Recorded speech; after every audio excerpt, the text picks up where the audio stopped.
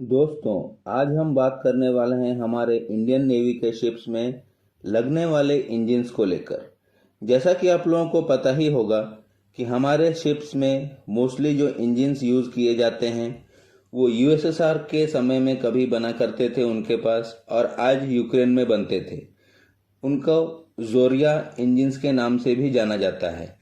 अगर इसको छोड़े तो हम अमेरिकन इंजिन्स LM-2500 को भी यूज़ करते हैं उसके अलग अलग वेरिएंट्स में, और अपने शिप्स में इन्हीं दोनों इंजिन्स का प्रयोग होता है। मोस्टली जोरिया इंजिन्स का जो कि यूक्रेन में बनते हैं, या फिर अमेरिकन इंजिन्स LM-2500 का।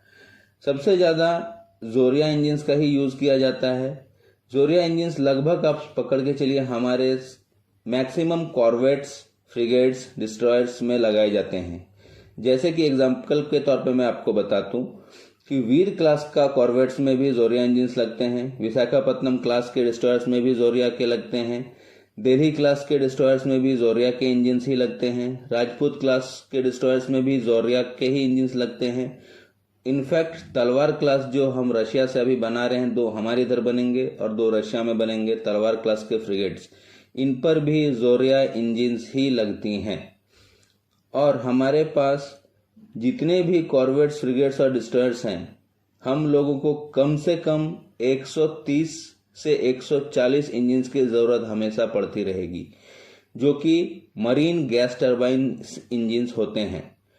कोई भी मरीन गैस टरबाइन इंजन जो है, इसे रिपेयर और ओवरहॉल की भी ज़रूरत पड़ती है जब वो 30,000 घंटे मतलब वर्किंग में हो जाते हैं उसके। American marine gas turbine engines जो है वो हमारे खुद के पहला indigenous aircraft carrier INS Vikrant पर भी लगाया हुआ है, जो कि LM-2500 ही है। और भी काफ़ी सारे हैं फ्रिगेट्स, जो शिवालिक क्लास के फ्रिगेट्स हैं, उनमें भी हमारा LM-2500 लगा हुआ है, प्लस 7 और स्टील्थ फ्रिगेट्स हैं जिनमें भी आपके LM-2500 के वेरिएंट्स लगाए हुए हैं। मैं अगर इकोनॉमिक टाइम्स को आज कोट करता हूं तो उन्होंने कहा है कि भारत खुद का मरीन गैस टरबाइन इंजिन्स बनाने जा रहा है। जी हां, आपने सही सुना। काफ़ी खुशी की बात है, भारत खुद का गैस टरबाइन इंजन बनाने जा रहा है, marine based marine gas turbine engine. Bharat फौज और भेल दोनों ने खुद से यह डिक्लेयर किया है कि हम मरीन गैस टरबाइन इंजन्स बनाने जा रहे हैं इंडियन नेवी की रिक्वायरमेंट्स के अनुसार। इंडियन नेवी भी इसमें उनका साथ दिल खोल कर दे रही है, और उन्होंने भी डिटेल्स शेयर किए हैं भारत फौज के साथ उनकी रिक्वायरमेंट्स के और स्पेसिफिकेशंस के, और उन्हें कैसा इंजन चाहिए या किस पावर में चाहिए, किस हिसाब से चाहिए। भारत ने इसके लिए पहले ही काम शुरू कर दिया था। आपको डॉट्स मिलाने पड़ेंगे तो आपको समझ में आ जाएगा। भारत फौज ने पहले ही इस इंडियन नेवी की रिक्वायरमेंट्स को देखते हुए, ध्यान में रखते हुए, जोरिया इंजिन्स के 51% स्टेक्स खरीद लिए थे 7 दिसंबर 2023 को।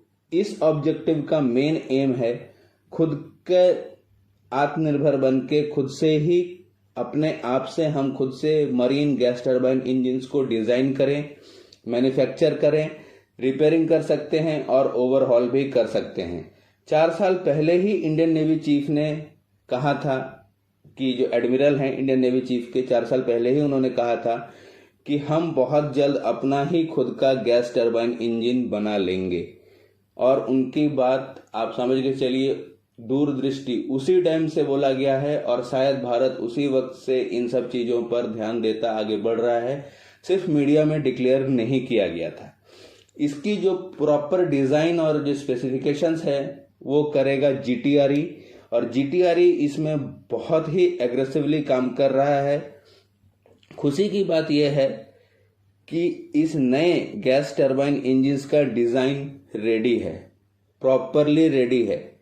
इसका डिज़ाइन ऑन पेपर नहीं, प्रॉपरली रेडी है किस हिसाब से बनना चाहिए। GTRE के इंजिन्स के ऊपर जो डिज़ाइन है GTRE उसे भारत फौज को देगा या भेल को, और उसी हिसाब से भारत फौज और भेल इसका इंजिन्स को डेवलप करेंगी और उसे फिर बाद में टेस्ट किया जाएगा उनके ऊपर।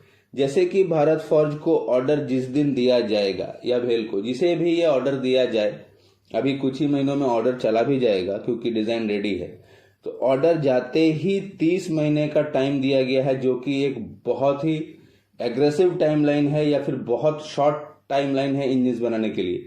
30 महीने के अंदर भारत फौज को 13 यूनिट इंजन हमें रेडी टू यूज कंडीशन में इंडियन नेवी को देने होंगे या फिर जीटीआरई को देने होंगे। इसमें 5 फेज रखे गए हैं इस 30 महीने के अंदर और इन्हें 3 बैच में डिवाइड किया गया है।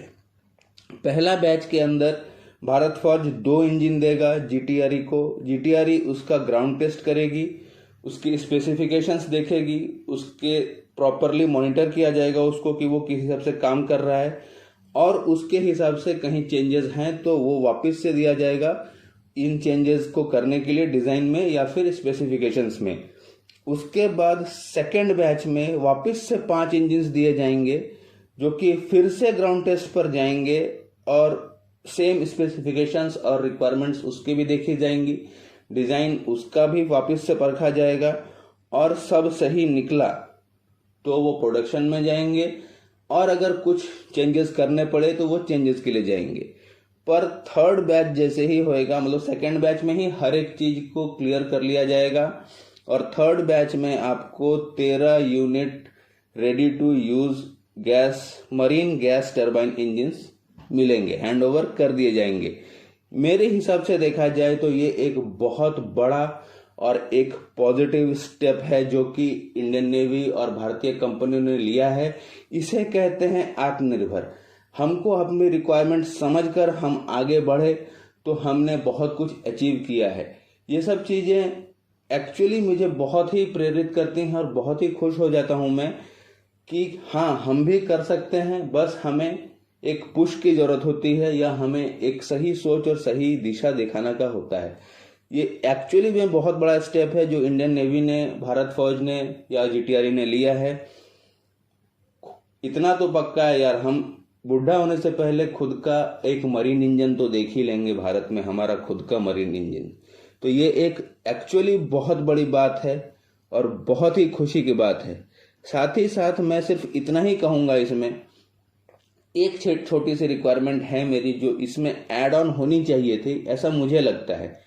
वो क्या है कि इसमें सर्टिफिकेशन का भी एजेंसी को इंजन्स के साथ साथ डेवलप करना चाहिए, क्योंकि इंजन डेवलप होने के बाद आपको सर्टिफिकेशन भी कराने पड़ेंगे। तो सर्टिफिकेशन आपको कराने के लिए रुकने की जरूरत नहीं है, इंजन्स के साथ साथ ही उसके सर्टिफिकेशन भी हो जाएंगे। इससे हमारा टाइम भी बचेगा और इससे हम बहुत ही जल्दी नए इंजन्स बनाकर अपने मरीन शिप्स में इंटीग्रेट भी कर सकते हैं। इनफैक्ट अगर ये इंजन बन गया तो we can also export engines to our friendly countries जिनके पास भी शिप्स, कॉर्वेट्स, फ्रिगेट्स या फिर आपके एयरक्राफ्ट कैरियर हैं। तो ये एक सच में बहुत बड़ा स्टेप है और प्राउड इसमें होना चाहिए हमें एज ए इंडियन। और सच में मेरे लिए तो ये बहुत खुशी की बात है। मैं आपको क्या बताऊं, मैं बोल नहीं पा रहा हूं कि मैं कितना खुश हूं कि फर्स्ट टाइम मैंने सुना है कि हम खुद से अपना इंजन बनाने जा रहे हैं विदाउट एनी फॉरेन कोलैबोरेशन। पूरी स्टेक डॉट्स के साथ हमने खरीद लिया है जोरिया इंजन्स का और हमारी आत्मनिर्भरता घट रही है बाहर से। और यूएसए के साथ तो घटानी ही चाहिए यार, वो कभी भी कुछ भी करता है। अभी हमारे रिपेयर के लिए LM-2500 का जो इंजन लगा हुआ है शिप में, वो कहाँ जाएगा? यूएसए जाएगा।